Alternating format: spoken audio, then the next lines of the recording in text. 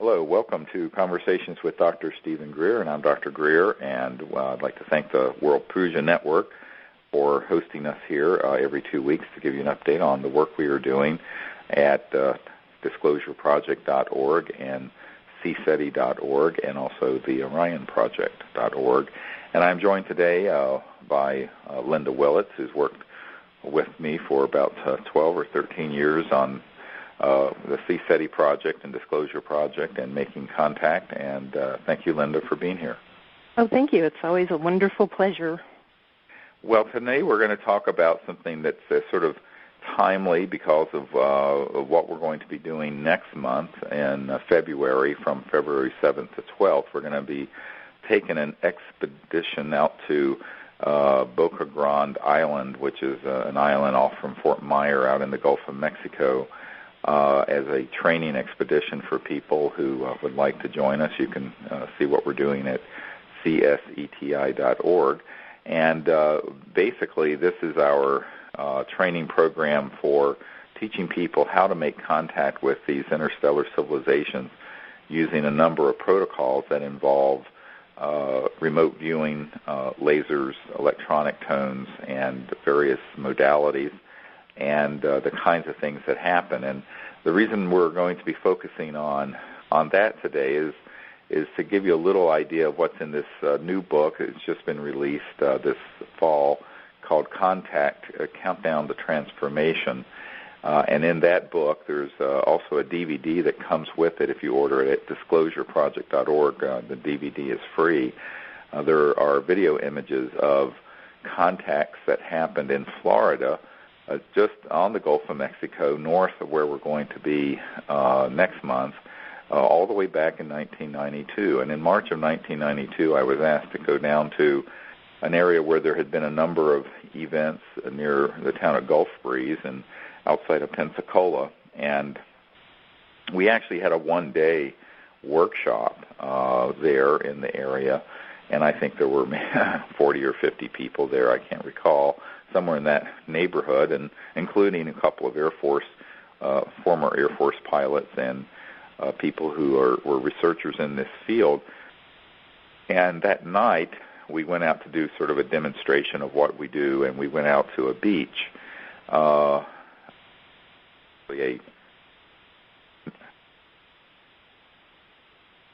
are you there? Yeah, I'm here. Faded out a bit. Oh, yeah, some kind of strange thing happened. But it was on the beach out on the Gulf of Mexico to make contact. And so basically that night, after we were setting up, I think it was around 8:30 in the evening, and we got a lot of video of this. There were actually, I think, 6 video cameras and photographic cameras going. There were a number of objects that came in as soon as we were setting up and had done the protocols, and we were in a parking area right on a state beach by the Gulf of Mexico. And what was very interesting about this is the people who were there were just brand new to doing all this.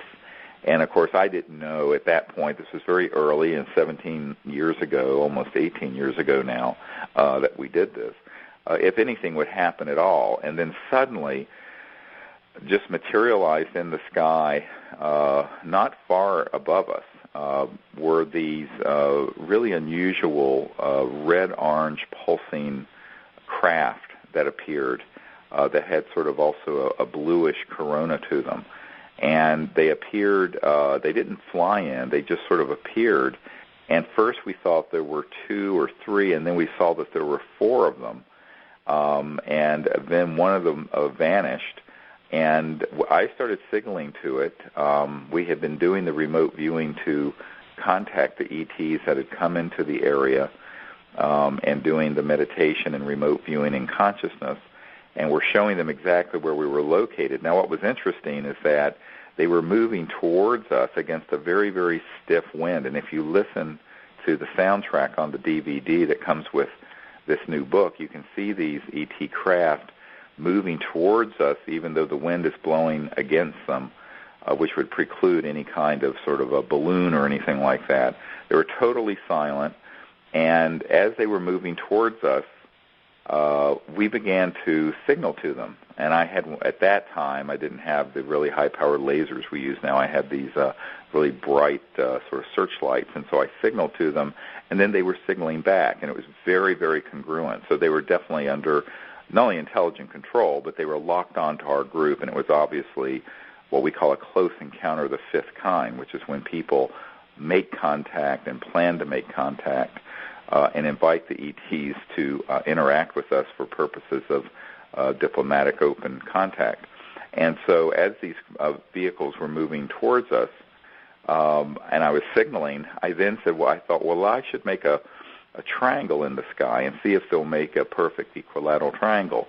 So I started painting with this really brilliant light triangular, like an equilateral triangle. I pointed in the sky, making that triangle over and over again, and then they moved into exactly that formation.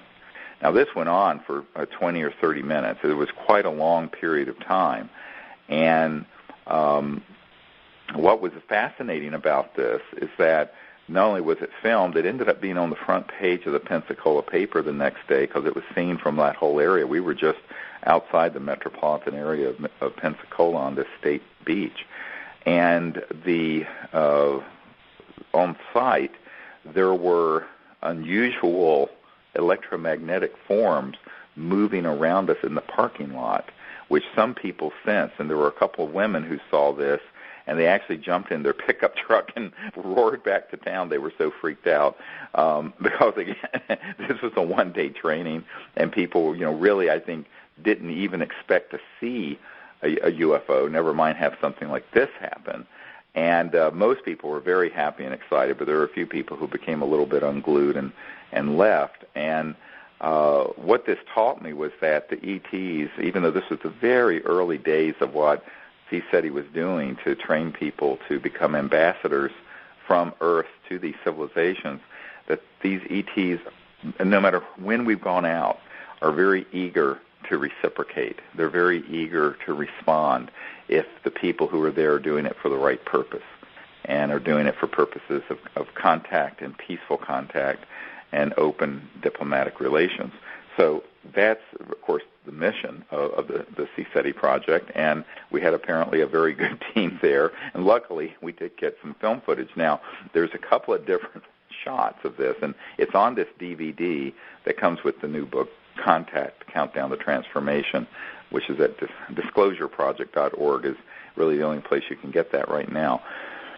Now, one of the things that I say to people when this event happened is that there was another message that was sent, and that is that we began to, at the early stages, realize that there were these transdimensional aspects of it, not only in the remote viewing and consciousness realm, because I was seeing in my mind's eye the occupants of these craft, but then they were on site, sort of electronically astrally projected, to use a concept. In other words, the subtle energy or essence of these beings that were on the craft that we were seeing with our eyes up in the sky were moving around us as these sort of scintillating forms in the parking lot and causing detectors to go off and things like this, which, of course, you've heard us speak about, is now something that happens very frequently, if not always, when we go out now and make this kind of contact. So this all started. This was actually the first, one of the very first mass witnessed CE5s, Close Encounters of the Fifth Kind, which, as I've explained, is a CE5 is when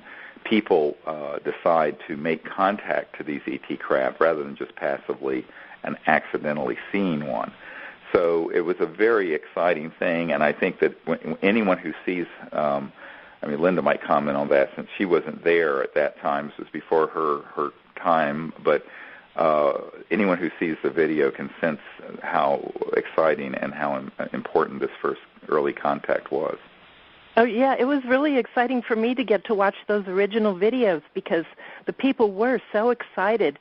And another thing, too, attached to one of the videos after this initial footage was some footage from several members of the group, I don't really know how many, went out, I think it was the following weekend, just on their own to practice the protocols, and they also had some amazing contact. So what Dr. Greer says about the ETs being eager to participate if they can in making contact with us is very true. Even way back then, these brand new, novice people using the protocols all on their own had also some amazing footage. Right, and really what I had done is teach them the meditation technique of going into deep silent awareness and then awakening in this state of consciousness that is the universal aspect of mind, and then practice seeing space and deep space and sensing where these ETs are. And then when you get a sense of it, you may feel it, you may see it, you then show them where you're located, and you sort of zoom in to your location and guide them into your site. Well, these people, there were a couple people who really were good at doing that, and when they went out on their own, they had further contact, and it was more than once where this happened. And in fact, there is some footage from another event that we have from when they were out doing this. And it just goes to show that now there are a number of things that are around this. One of the there was a major UFO organization whose Eastern director was there when this happened, and he was so astonished that he was going to write it up as a major report and article for a journal, and they blacklisted it, would not allow it to be published.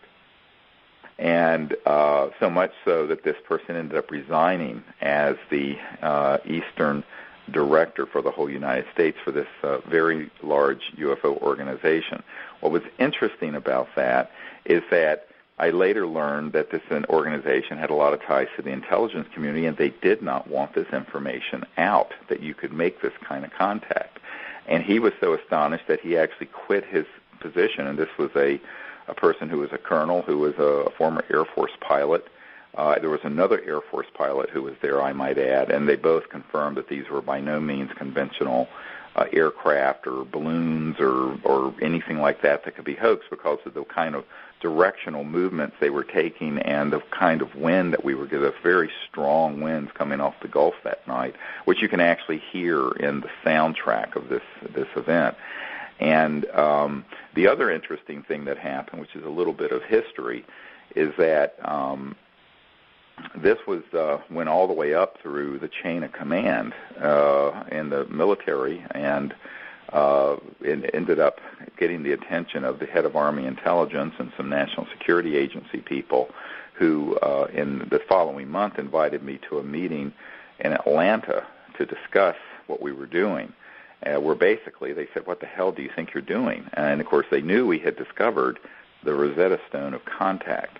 And from that, all kinds of things ensued where they were trying to either buy me off or threaten me or what have you. And this is in my book, Hidden Truth, Forbidden Knowledge, those of you who've read that book, which is sort of an autobiography of my experiences over the years involving myself with this issue.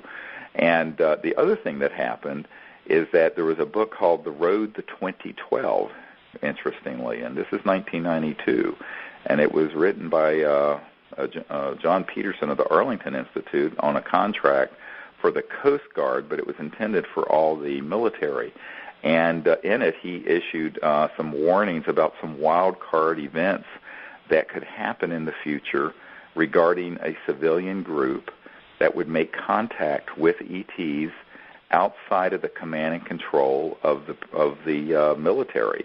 And in it, he gave exactly, he didn't name our group, but he gave exactly what happened there on the beach outside Pensacola as his example.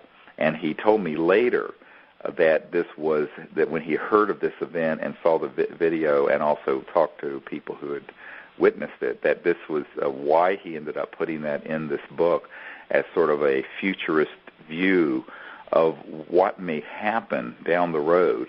And the book was called The Road to 2012, and it's a very interesting bit of history from the early 90s of what happened. Of course, here we are at 2010, early 2010, January of 2010, and contact is ramping up. So this was actually the event that caused that to be referenced for the military in this think tank's assessment of the sort of wild cards of things that may happen in the future. and it had all kinds of repercussions because literally the senior-most people within the so-called Majestic group who have been keeping all of this secret became very concerned about this, and really knew that the trans-dimensional aspects of the protocols that involved, a lot of times we get ridiculed. Oh, well, Dr. Greer goes out and shines lights in the sky. That's the least of it. That's only the linear part of it, and the electronic tones that we send out, at the beeping tones from the crop circles where the ETs had a phenomenon going on there in the crop circles, where it was an amazing series of tones that Colin Andrews acquired and recorded, and we have now been using since 1992. But what was interesting is that, in fact, the real heart of the protocol is this transdimensional understanding of reality, where you understand that anything that can travel faster than the speed of light crosses into the conscious universe that is in energy fields that correlate very closely to the so-called astral body, or the lucid dream state, or the ability to go into deep meditative states in remote view. And many people find this rather mysterious, but I tell folks, I said, look, everyone's had a flying lucid dream where they fall asleep and then they're flying somewhere. They're literally traveling with this body of light, the astral body, and this is well known in the Puja Vedic literature, since we're on the World Puja Network. And if you study this, which many societies have, in the Aboriginals of Australia, this sort of dream time and seeing through the dream state is considered very normal, and how they communicate with each other at night. This has been done by civilizations and people since humanity has existed. Now, our materialistic, reductionistic, linear society has forgotten a lot of this, but it doesn't mean it still isn't useful. And in this case, because the ET civilizations have electronic systems that interface with that kind of coherent, lucid thought capacity, that if you learn to do the meditation correctly and you learn to do the remote viewing and then lock onto their electronic systems, you can guide them into your location and make contact. And that's the core of what we're doing. Although it's the part of it that's most controversial, the people within the intelligence community who've studied this for many decades knew that this was the Rosetta Stone of contact, and they were not happy because, I was literally courted by the head of Army intelligence and his coterie, and then later threatened. And what I find interesting about this is that since now we've trained thousands of people to do this, that people literally in this one-day workshop learned how to do it, went out and did it, and had contact happen. So it's something that, in a sense, the genie's out of the bottle. And this is why we're telling people, come if you can to Boca Grande and be trained to do this. If not, we have all the meditation and instruction materials on the website. They're very inexpensive. It's not like it's thousands of dollars. It's like $10 for the meditation CD and whatnot at disclosureproject.org, so that you can go there and learn these meditation techniques and also the remote viewing protocol for contact. And then if you have a laser or light, and you can get the tones from the website as well, these beeping tones, and go out and play them on a portable DVD player and transmit them over radio signals, you can do everything we're doing. And so I tell people, go and practice this, and you might be very surprised what happens, because people who have done this have literally had craft appear in their backyards and overhead and what have you. So it's a very interesting development, and it all started with these early expeditions that we did. And one of the very earliest ones, not the first one, this was like the second one, though.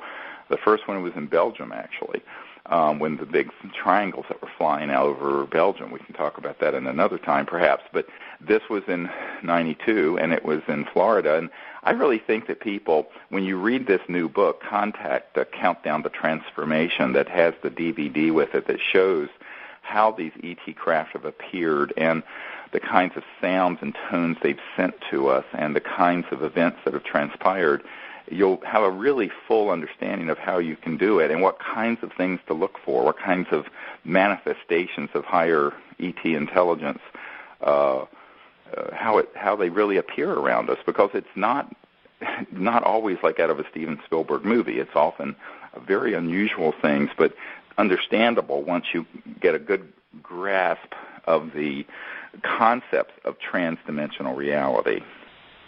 And I'll just add that our training kit, our CSETI training kit that you can buy over the website, or the meditation CD that Dr. Greer mentioned, that you can, it has a meditation on it that you can communicate with the ETs and ask them to come to your location. Those things are very effective. We hear quite often about people, they email us over the website and let us know that, all they have done is purchase this training kit, and they're having amazing contact and letting us know that they're having this contact without having ever been to a training or a workshop, which obviously, not everyone can get to. So you can still do it on your own.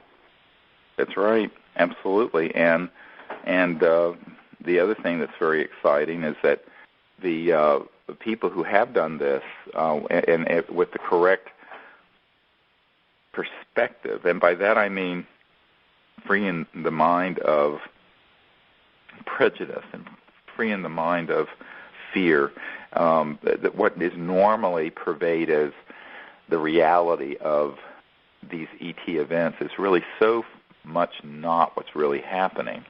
And I think that it's very important for people to understand that in fact there's a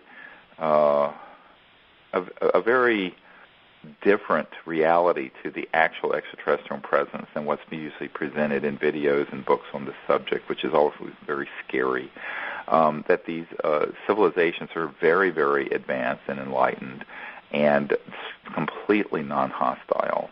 And we have had this kind of close contact all over the world for almost 20 years, 19 years, and we have never had anything but the most wonderful experiences. And they're actually, if anything, very gentle about if someone is upset or is becoming frightened because the craft is coming too close or the event is becoming too intense.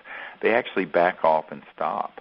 This is very different from the man-made ARVs, alien reproduction vehicles, and the man-made abductions, which are thought to be ET, but they're not. They're actually man-made events that are being used to scare the hell out of people because they want people to be afraid.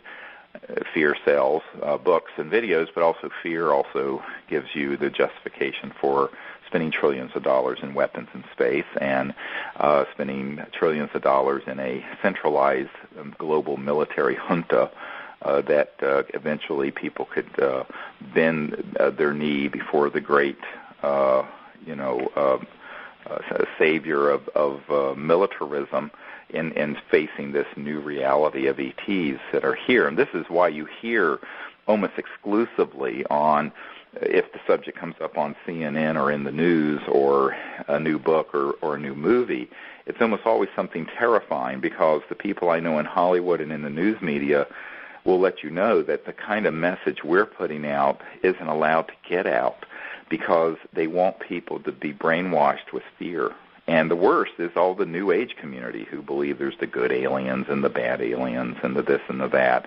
They basically have taken the whole mythology of that and believed it because it's something that is what's vogue and in the conventional wisdom. But the reality is that if there was a hostile civilization out there capable of traveling at multiples of the speed of light, it would be all over already. I mean, there would not be any opportunity for there to be the kinds of silliness we're doing now, where we're using advanced electromagnetic weapon systems to target and hit these ET craft. Now, that brings me to another discussion. There's a man who is an Air Force officer who had been down at this base, Eglin Air Force Base on the coast of Florida, the Gulf Coast, south of where we were located. And he informed me that there were, for a number of those years, a electromagnetic pulse weapon that was hooked to a radar system that would track these ET craft, both from space but also land. And this was a land-based system. It looked like giant horseshoes, great big huge electromagnetic pulse generators. And he saw them. He actually photographed them and sent me information about them. I don't know, they're somewhere in my files. But they were on this remote stretch of beach near Eglin Air Force Base, and he said those had been used to target these ET vehicles when they were fully materialized and very vulnerable due to their electronics and electromagnetic propulsion, because they're not using normal jet propulsion, of course. And actually, he said they hit a few of them where they hit them, and it disabled them. They dropped like directly into the water of the Gulf of Mexico. Wow. Which explains why they very often appear to us in the astral form, so are not readily visible to most onlookers. Yes, and this is interesting because, you know, even back then, now this of course would have been, you know, as I mentioned, almost 18 years ago in March, there was this program that was targeting these ET craft, and unfortunately, this is the you know, I tell people that until we get the president and the United Nations and other countries to get a hold of this issue and deal with it properly and restrain these rogue black projects from behaving this way, it's going to be a very difficult situation. That CSETI is a citizens diplomatic effort making contact, but within the context of an out-of-control, unsupervised, illegal, but very powerful group of people who have weaponry where they have been targeting ET craft and successfully hitting them. And this is why part of our protocol is that we always ask the ETs to appear only in a way that is safe and appropriate for this time and place.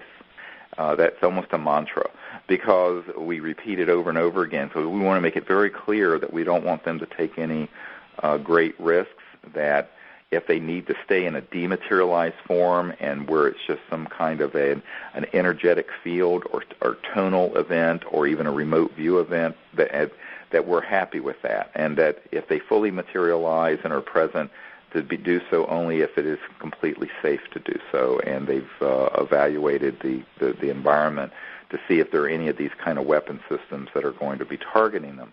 And this is not a matter of just my opinion, by the way. There are many people who have come forward talking about this kind of behavior, and even if you look at disclosureproject.org, you will see that there are testimonies of people, for example, who were at the working right at the right hand of the Commander-in-Chief Atlantic Command, the four-star admiral, running out of the Virginia Beach area, Norfolk, Hampton Roads area, when in the early 80s we had a craft come in off the eastern seaboard, and his first order was to scramble jets and order it downed, and to do what he could to down this object. And so, because it was fully materialized, and it was on at least 5 different radar systems.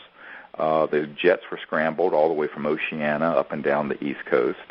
And this top-secret witness, Merle Shane McDowell, that's in the disclosureproject.org materials, described the fact that this admiral was very upset, Harry Train, Admiral Train, and that he had ordered this thing down. So this is the kind of behavior, not only here, but if you look at the famous 76 case over Iran, the Shah's Air Force at that time had ordered, when there was this massive ET craft out over the desert, and they had scrambled jets, and they scrambled the jets and gave orders to fire, and the pilots tried to fire their missiles. I believe they were F-16s, and the ETs just rendered all the electronics inoperable, so they could not fire those missiles. But this kind of insane and reckless and stupid behavior galactic stupidity, to use a term, is something that goes on to this day, except that within the classified world of Majestic, the so-called Majestic group, they have weapon systems that are all trans-dimensional electronic, so-called scalar weapon systems. And they are targeting the ET craft. And this is why, in the 50s, not that it was common, but you frequently heard of these craft fully materializing and landing. You hear of that less today, or if they do fully materialize, it's transient. And it's because of the weapon systems that have been developed between the 50s and the 90s that are now fully operational, both in space but also that are land-based, that are targeting ET craft. So the reason I point this out to people is that if you do this, you can try this at home, unlike what the commercials say. But if you do it at home, you should do it with this awareness that there's no place on the globe. It doesn't matter if you're in the Amazon jungle of South America. In fact, one of our witnesses was at a post on the Bolivian-Peruvian border in the middle of nowhere when one of these Star Wars weapon systems targeted one of these small ET craft, and they hit it, and it crashed right near the Peruvian-Bolivian border, and he was, along with his commander, the first person to get there to the crash site. And this is in the disclosureproject.org. If you go to disclosureproject.org, there's videotapes and also books of the accounts of these kinds of military men that have come forward to tell these kinds of accounts. And so that happened in 1993, I believe, or early 90s. So the point I'm making is that this is something that's an ongoing problem that goes across many decades, and so you have to factor that into what you're doing and be wise in the sense that going out and making contact does not mean that they're going to be puppets on a string and appear fully materialized. They may appear in a dematerialized form. They may appear as an energy field that you see very subtly. They may appear as a tone that comes into your contact site, or a brilliant light that flashes above you, and then it's totally dematerialized. There are 1,000. Literally, when I say 1,000, there's probably more than 1,000 different things that we have seen of how these ET craft materialize. And yet, we continue to have them appear fully materialized, like we did, by the way, if you go to CSETI.org, when we were at Rio Rico, a number of people saw this, but not everyone. But directly above us, we have a photograph of this complex sort of tetrahedral-shaped object semi-materializing in this photograph that Raven Nabulsi took directly above us one night when we were out making contact, where we were having a number of very strange things happen in the sky. And I think that, you can go to CSETI.org and see this photograph. It's really quite amazing. And so what I encourage people to do is if you read this book, Contact, Countdown to Transformation, you're going to have an understanding of all the subtle and nuanced ways that these ET craft appear, which can go from a completely materialized spacecraft, like you can kick the tires on them if they had tires, to things that are much more subtle, where they're dematerialized and still in the sort of etheric energy field, but are visible if you learn how to see with that sort of subtle vision, or with electronic devices that will go off, where they will begin to interact through the electronics, which actually began happening very early on these expeditions on occasion, and now it's happening all the time. It's just astonishing what's been happening in the last 2 years. And another interesting thing about doing this kind of work on the beach is that you have that huge dark expanse of ocean, and a lot of ET craft activity occurs under the ocean as well, and we've seen that at our Outer Banks trainings. I wouldn't be surprised if we'd see it at the Florida training. Yes, in fact, there are accounts of people, fishermen at the Gulf of Mexico, being out in boats and seeing these objects come up right up out of the Gulf of Mexico and then lift off and go into space. And so it's going to be a very now, we have never, to be honest, done an expedition at this particular place. It's a very remote island. It takes quite a drive to get out there from the Fort Myers airport where we're flying in. I think it's an hour and a half drive. And it's literally, we're going to be on the tip of this island out surrounded by water, which would be fantastic. And we're going to be meeting in this oceanfront house that we're renting there out on this island, and that's February 7th to 12th. Be a nice break from the cold, those of us that are living anywhere but South Florida, where it's been sub-zero, the whole continent, it seems.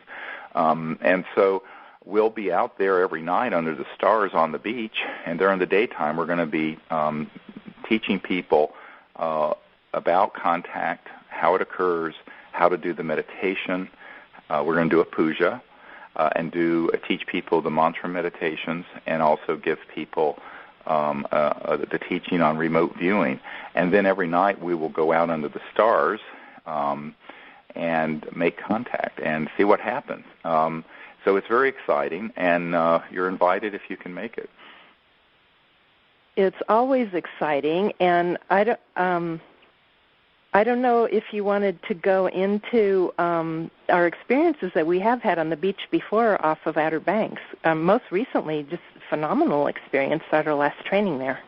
Yes, I know. It's sort of like bookends this whole discussion, Well, maybe you want to go into that, Linda. It's very interesting because it was just last late April, early May that we had about 30 people or 40 people out on the beach at the barrier islands off the coast of North Carolina that are called the Outer Banks, and what an amazing thing happened. We're going to be doing that again, by the way, in April of this year. If you go to CSETI.org, you'll see the schedule for that, and you're invited to come to that as well if you'd like to come out to the Outer Banks. But yeah, why don't you share some of that? It was really interesting what happened this year.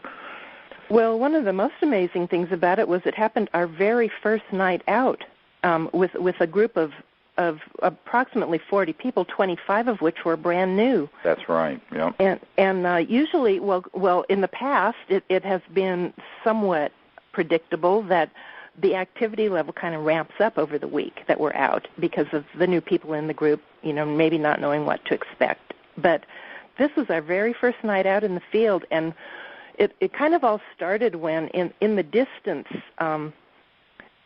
from I don't remember the directions exactly, but I believe it was southwest to northwest. The sky was just full of these little flickering lights, and they weren't stars at all. They were ET craft that were way, way out in the atmosphere. And our attention was really directed at that because the sky was so full of these little blinking lights.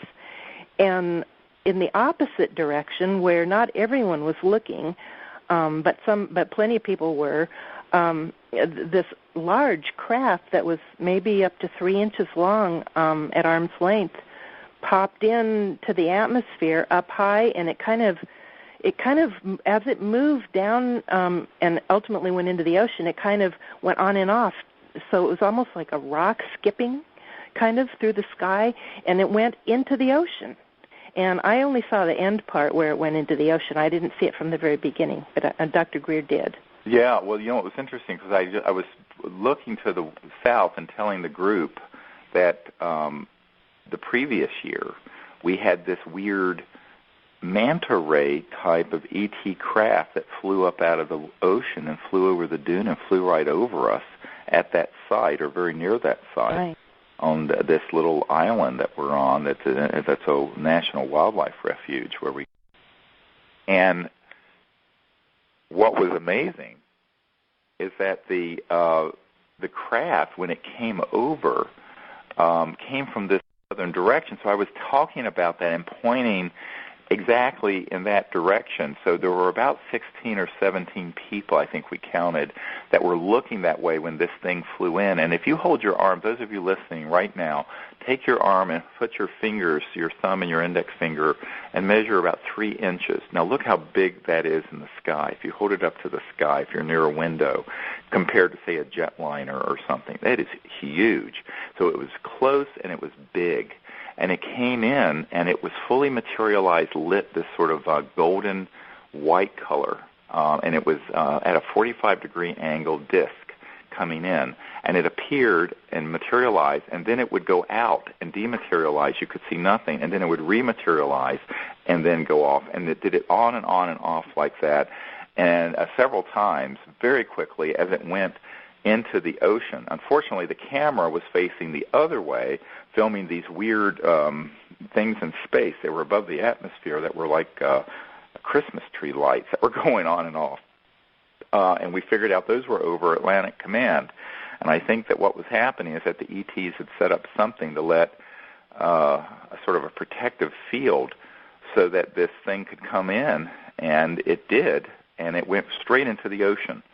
The last materialization of it was just before it entered the water right off of the coast of North Carolina. Now, this was astonishing. People were just gasping, of course, to see something that huge and that bright. But what happened after that was even more astonishing, frankly. It's probably one of the most astonishing and bizarre things that you may want to share, Linda. Yeah, we always sit in a circle of people, and we had positioned our circle probably, I don't know, maybe approximately 150 feet from where the surf was breaking on the beach.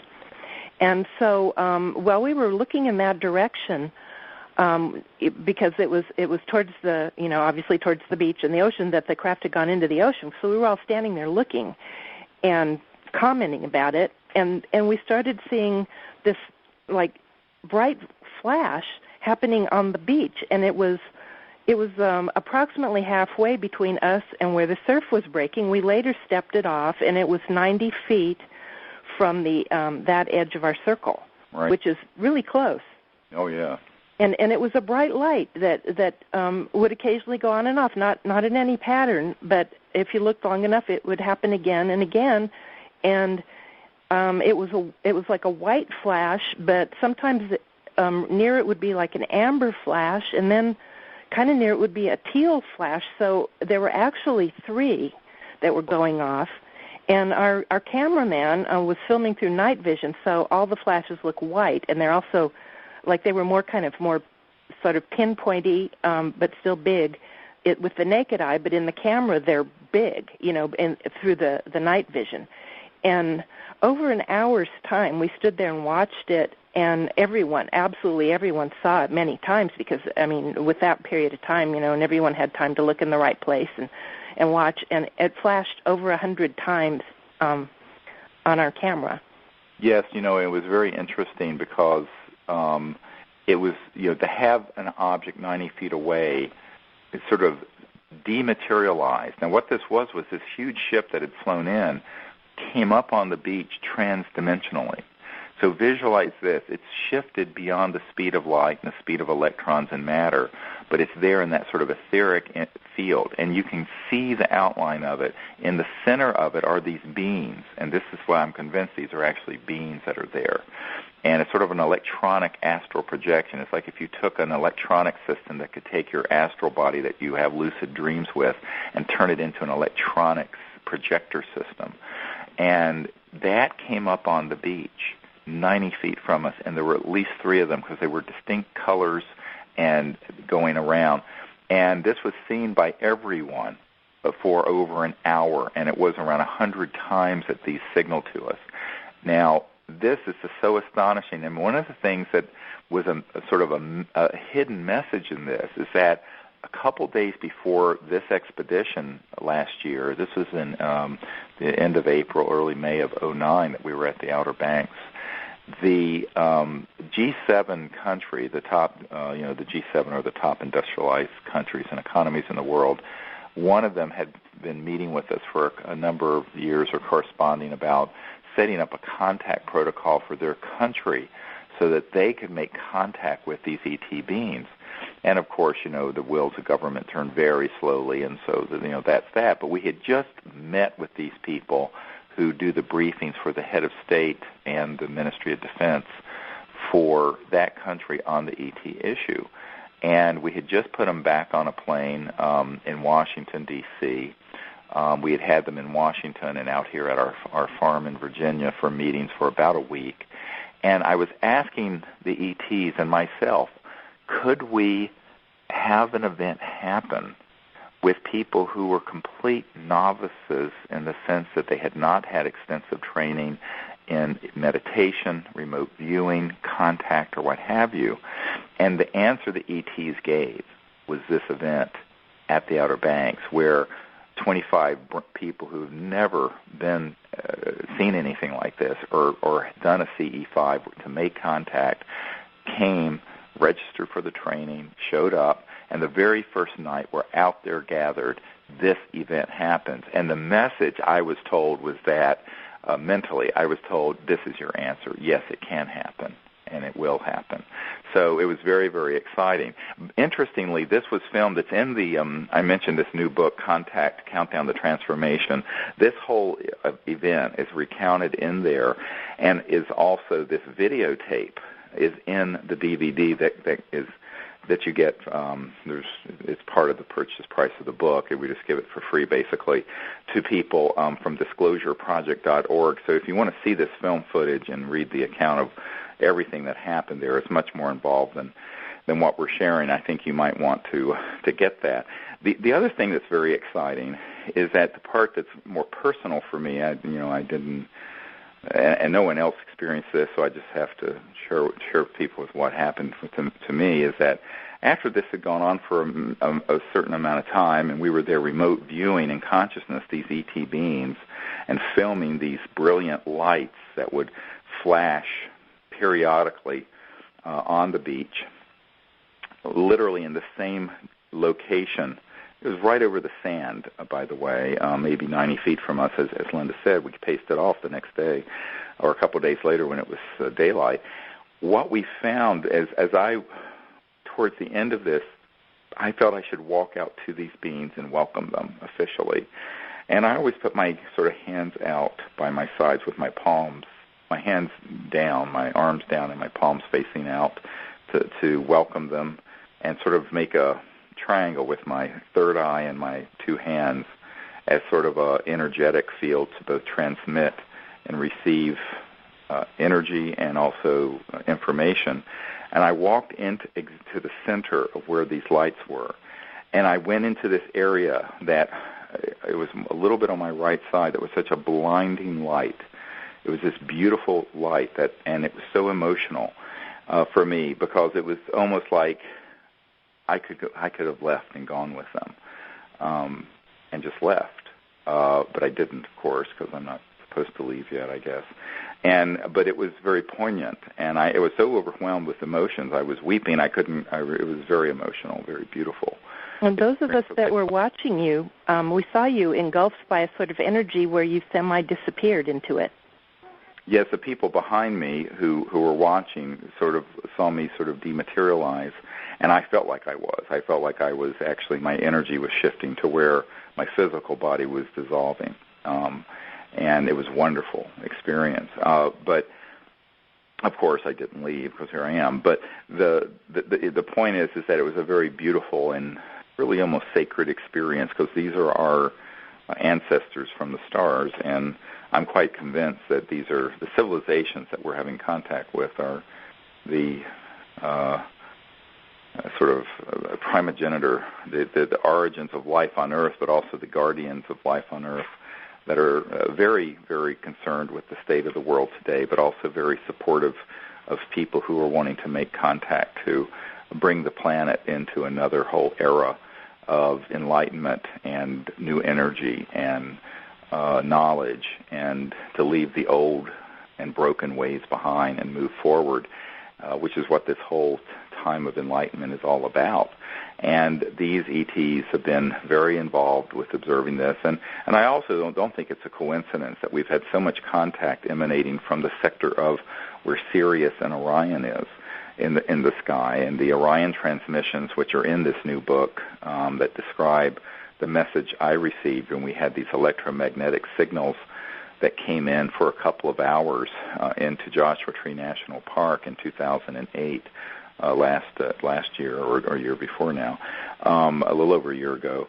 And I think those messages are really quite accurate about the time that we're living in and the time we're emerging into. And there's actually a chapter in this new book, Contact, Countdown to Transformation, that is called the Orion Transmissions. And on the DVD, you can actually hear some of these transmissions. We obviously don't have 2 hours of them, but we have a few minutes of them so people get a sense of how incredible they were as they were coming through our electronic devices in the middle of this national park and wilderness. It was just amazing. And what we found was that, from that experience is that I looked into the fact that if the ancient Vedic knowledge, the Vedanta and the Vedic knowledge and the ancient Egyptian knowledge, in those traditions, it is thought that those wisdoms and that knowledge came from Sirius and Orion. And it's interesting because clearly we're having an increasing level of contact from civilizations that are headquartered out in that sector of space. Perhaps not that necessarily that nebula, but in that area of space. If you look out at the sky this time of year, you can see Orion's belt and Orion's sword and Sirius, which is like a beautiful diamond shining in the sky at night. In that sector is where we were having the transmissions, the Orion transmissions emanating from. And I get the sense that it is the ancient, very ancient, enlightened God consciousness civilizations of ancient times that are very near and very much involved with what we are doing at this point in time. Another really interesting thing about that experience on the banks at on the beach at the Outer Banks was that almost every time we see an ET craft come into our atmosphere, it is quickly followed within 1 minute's time, usually by a military jet. Right. In their efforts to suppress the activity so we don't stir up something really big. And there were absolutely no jets that interfered during this whole hour-long period that we were having, that the craft came down into the ocean and then we were having this interaction on the beach. And that's why we attribute that protective activity to all the little large flotilla of little crafts that we saw out in the sky. Yes, I was actually told that's what was happening, but now the next day we actually had fighter jets that came right over our house at maybe 200 feet in clear violation of FAA requirements, strafing the house and the beach where we were doing this. People were kind of astonished. And it was that next day that when you and I were walking on the beach, we saw that what we thought was an island. I mean, I would have thought it was an island, except that there aren't any islands in the Atlantic. Right, and Raven Nabulsi, if you look on our website, CSETI.org, you'll see a photograph of a disc at that same kind of 45-degree angle out over the water that she had taken. She felt it was there. With the naked eye, couldn't see anything, took a picture, and there's this disc, clearly, that is there hovering over the ocean, all from where the house is that we use for our meetings there in Nags Head at the Outer Banks of North Carolina. But that morning, that next day, when Linda and I were doing our walk on the beach, we looked out, and I was so disoriented, I thought I was in California looking at Catalina Island. Because if you ever walked on a beach and seen an island in the distance, it sort of rises up in the haze, and it kind of goes up, and then you can see the other end of it. Well, there was this object out there. And then I turned to Linda, I said, but there are no islands off the coast of we are the last island until you get all the way to North Africa or whatever's due or Bermuda or whatever's due east of the Outer Banks.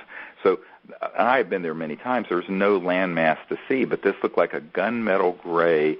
It came up and was flat on top and then went down, and it covered at least 3 miles of the horizon, and it was seen by other people.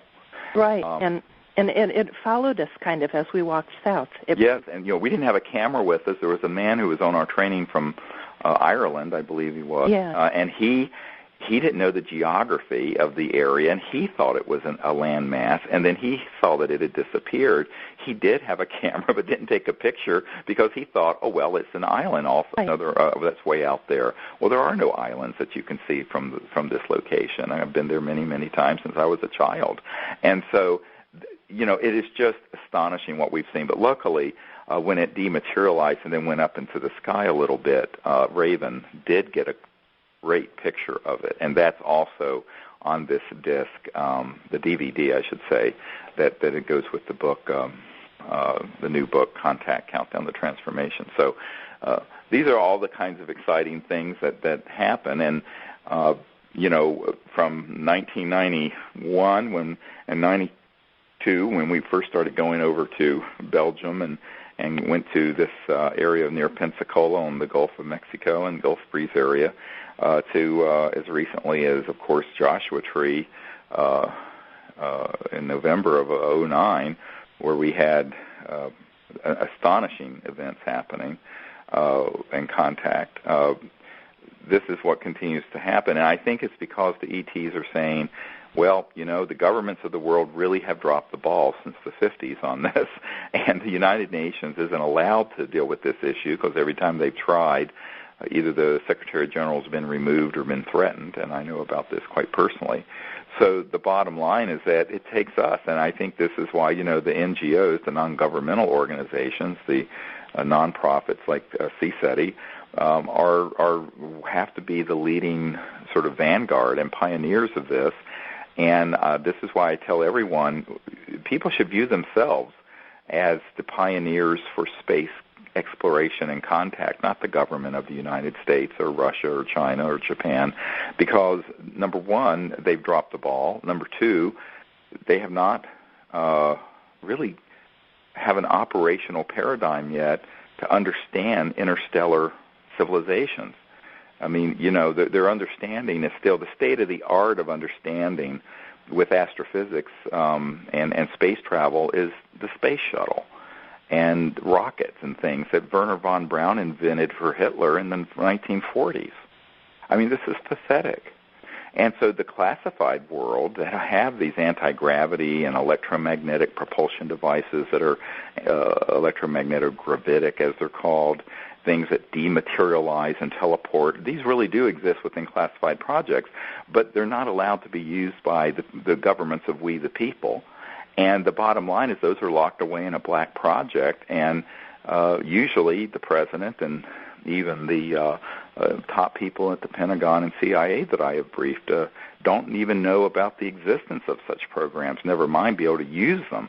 So the reality is that those of us who do understand consciousness, the science of consciousness, and the ancient Vedic wisdom, and the techniques of meditation and remote viewing, and the understanding of ET civilizations having electronic systems that interface with clear, coherent thought emanating from this deep, centered, silent awareness, that those of us who can understand that, which is everyone listening to the World Puja Network, I would think, you and I are the ones who have to be the ambassadors, because right now Hillary Clinton isn't dealing with that issue, and neither is the Secretary General of the UN, and neither is the Foreign Ministry of Great Britain or Germany or France or any other country. So we're trying to change that, and this is why we're doing briefings for officials as they come in and as I'm requested to do these. But the reality is that action speaks louder than words, and we need action, and this is why we have to proceed. Yeah, we need to do it ourselves. As you always say, if the leaders won't lead, it's what is that thing you always say? Well, if the people will lead, the leaders will follow. Right. And that's where we are, definitely with this topic. Well, I would just wanted to give you a taste of the things that have happened at the Outer Banks of North Carolina and in Florida, and these sort of oceanic ET contact experiences. We're going to be doing one again in Boca Grande, Florida, February 7th to 12th. Those of you who can join us, I hope to see you there. And I'd like to thank Linda for all of her help all these years, and also the people at the World Puja Network for their fantastic support with our effort, and so we can educate you about these issues and make a really paradigm-changing transformation here in the new year of open contact, new energy, and a new civilization on Earth. Thank all of you, and this is Dr. Stephen Greer with Conversations with Dr. Greer, and until next time, have a good new year, and I hope all of you will look up and make contact. Thank you. Thank you. Bye-bye. Bye-bye.